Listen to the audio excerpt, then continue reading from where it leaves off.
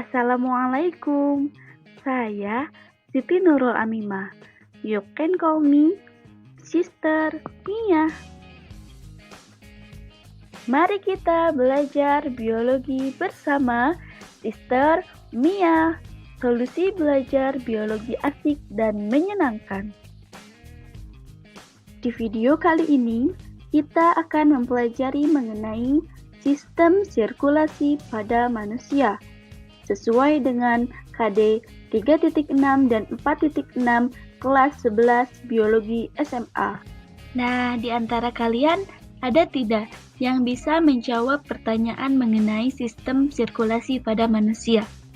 Jika tidak, simak videonya sampai selesai ya. Sistem sirkulasi adalah sistem transportasi yang berfungsi untuk mengangkut berbagai zat di dalam tubuh. Pada manusia, sistem ini berupa sistem peredaran darah. Nah, sistem peredaran darah ini terdiri dari darah dan juga alat peredaran darah. Nah, dalam kelangsungan hidupnya, manusia memerlukan makanan dan oksigen untuk melangsungkan metabolisme. Dalam proses metabolisme, selain menghasilkan zat-zat yang berguna, juga menghasilkan sampah atau zat sisa yang harus dikeluarkan dari tubuh. Bahan-bahan yang diperlukan tubuh seperti makanan, oksigen, hasil metabolisme, dan juga sisanya diangkut dan diedarkan di dalam tubuh melalui sistem peredaran darah ini. Hasil pencernaan makanan dan oksigen diangkut dan diedarkan oleh darah ke seluruh jaringan tubuh, sementara sisa-sisa metabolisme diangkut oleh darah dari seluruh jaringan tubuh menuju organ-organ pembuangan. Berikut ini fungsi dari peredaran darah yang menunjukkan betapa pentingnya darah bagi manusia. Yang pertama, mengedarkan oksigen dari paru-paru ke seluruh tubuh dan mengangkut karbon dioksida sisa aktivitas sel dari tubuh ke paru-paru untuk dibuang. Yang kedua, mengangkut nutrisi yang diperlukan untuk metabolisme tubuh dari sistem pencernaan dan membawa sisa metabolisme ke ginjal untuk dibuang. Yang ketiga, mengangkut hormon.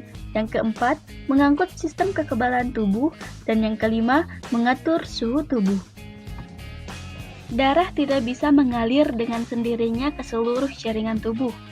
Namun, dibutuhkan sebuah mesin pemompa agar dapat mengalir di dalam tubuh. Organ tersebut adalah jantung. Nah, darah yang terdapat di dalam tubuh akan tetap terus berada di dalam pembuluh-pembuluh darah, yaitu pembuluh darah besar dan pembuluh darah kecil. Nah, berarti sudah terjawab ya, apa itu jantung dan apa itu pembuluh darah secara singkat.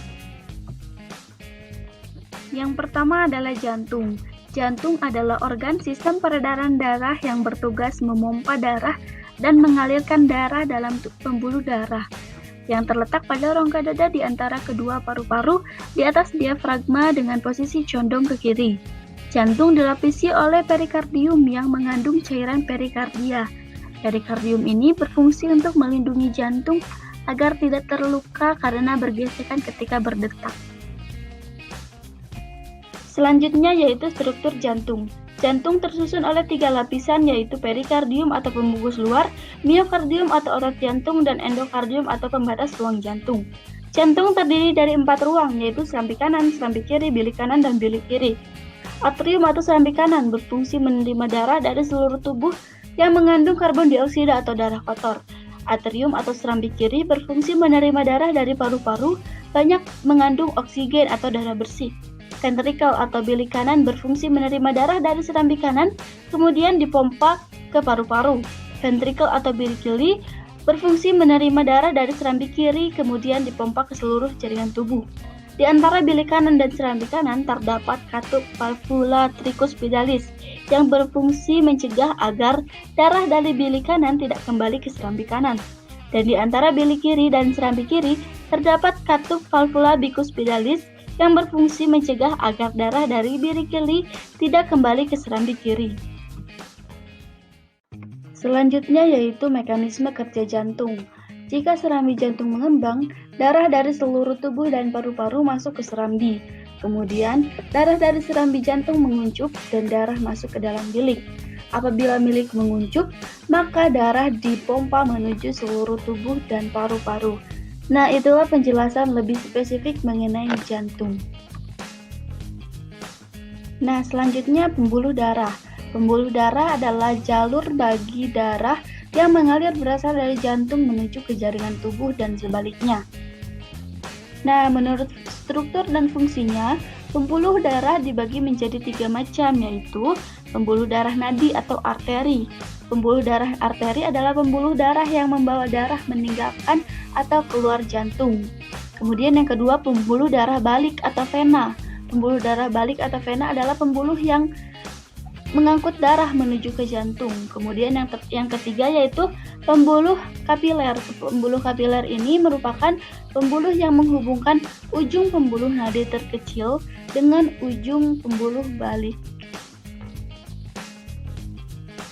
Berikut ini tabel perbedaan antara arteri, vena, dan kapiler yang bisa kawan-kawan pelajari secara mandiri.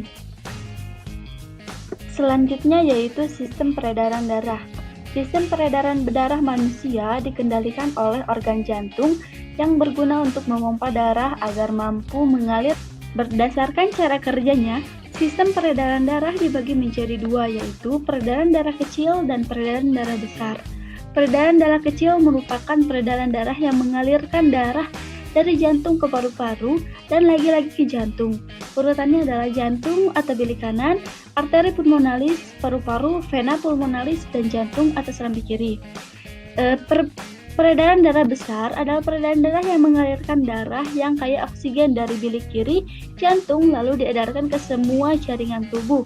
Urutannya adalah jantung bilik kiri, aorta, seluruh tubuh, vena cava, dan jantung serambi kanan.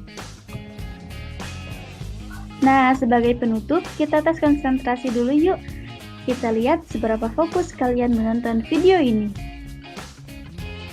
Oke, terima kasih untuk semuanya. Terima kasih telah menonton dan juga terima kasih untuk kamu sudah fokus. Sampai jumpa. Wassalamualaikum warahmatullahi wabarakatuh.